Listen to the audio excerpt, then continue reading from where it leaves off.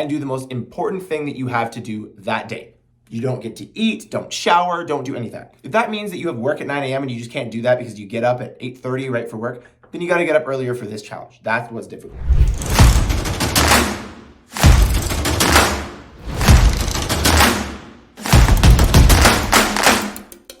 What's going on, guys? Welcome back to the Must Become YouTube channel. My name is Spencer. I'm so happy to have you here, and I'm gonna jump right into today's content. So guys, for today, I wanna talk to you about the value of challenges. Now, I don't just mean challenges like something that's difficult in the world or something that you can go out and just, really hustle and try really hard to just accomplish something, although those are great. What I'm talking about is specifically and strategically structured challenges that you put on yourself for a prolonged period of time. Lots of people are obviously familiar with 30-day challenges, 60-day challenges, 90-day challenges. There's lots of different kinds of ways of doing this, but I just want to talk about the absolute value of doing this. The value is that you can do something that's difficult, but if you predetermine the amount of time, your body and your mind are more welcoming to this new idea, this new change, because you've told yourself, at the end of this change, I don't need to do it anymore. At the end of this period, I can go back to doing what was a little bit more comfortable or pleasurable or whatever to me. Because starting these things is at least half the battle, giving yourself a predetermined amount of time. I think this is why people like 30-day challenges so much too, is because they know it's gonna be difficult, but it allows them to get started. I do these all the time where I say, okay, for the next 30 days, 60 days, 75 days, or 90 days, actually sometimes I've even done a whole New Year's resolution that I've really kept for a year, or 2 years, or 3 years sometimes. This one that I'm doing right now, I'm actually for 3 years. But basically, the whole idea of these challenges, these predetermined challenges, is it lets you get started, like I mentioned. And I'm gonna give you a couple of different iterations of the way you guys can use 30, 60, 90, 75, whatever, 100, 200, whatever day challenges to really help you guys out. So there's one that I've come across. It's called the 90-91 challenge. Essentially what this is it says for 90 days, for the first 90 minutes of every one of these 90 days, do the number one most important thing that day. Work on the number one most important thing that day for that amount of time. Let's say you want to be a writer, you want to write a book or whatever it is. The challenge would be as follows. For the first 90 days, right when you wake up, you're gonna set a timer. Set a timer for 90 minutes. When that timer goes off, you can stop what it is you're doing or continue. But the idea is that for those 90 minutes, you're taking the number one most important thing, which in this case is writing your book, and you're dedicating it to furthering that cause. So again, the 90-91. You don't get to eat, don't shower, don't do any of that. If that means that you have work at 9 a.m. and you just can't do that because you get up at 8:30 right for work, then you gotta get up earlier for this challenge. That's what's difficult. And then you'll see after that 90 days the kind of progress you put in. The next iteration of a challenge, just to give you guys an idea of things that might be kind of interesting to you, is Andy Frisella's famous 75 Hard. The 75 Hard is for 75 days.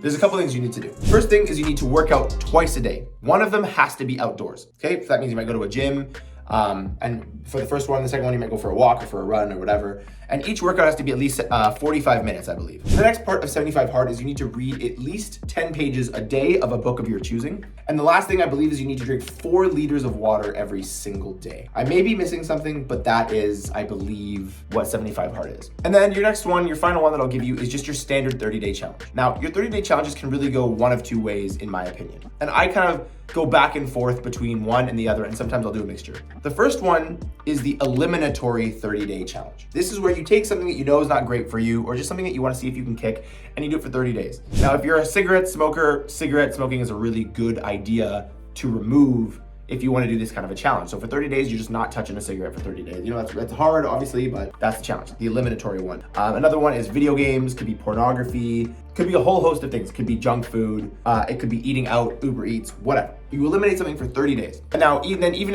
on the last day, on the 31st day, if you go back to it, at least you had 30 days of ditching that, and you have that confidence that next time you might be able to do 45 or 60 or whatever. The next option is the introductory 30-day challenge, where you introduce something to your life for 30 days. That could be something like, I want to work out for 30 days. I'm not going to miss a workout. I want to meditate for 30 days. I want to study a language for at least an hour for 30 days. Those are the challenges that I do most frequently, and I do them kind of randomly. I kind of do them, maybe I'm a bit of a masochist here, but I like doing them when I'm at my peak of enjoying something that I know isn't the best for me. If I play video games here and there, which isn't that often, but let's say I do, and I'm getting really good at a certain character in a fighting game, let's say. I'm enjoying that, I'm getting really good, or I'm playing a shooting game and my aim is just being on point for the last little while. I like to, at my best game, when I know I'm just like, wow, I just broke a high record, I've never got that many kills in a game, or I've never killed anyone that fast in a fighting, whatever it is, that's normally my trigger for, okay, I'm getting too good, I'm finding too much identity, I'm finding too much fun in this, and I need to be careful because I know what happens is that my brain is gonna begin to orient to want me to do that more. I'm getting a little bit better,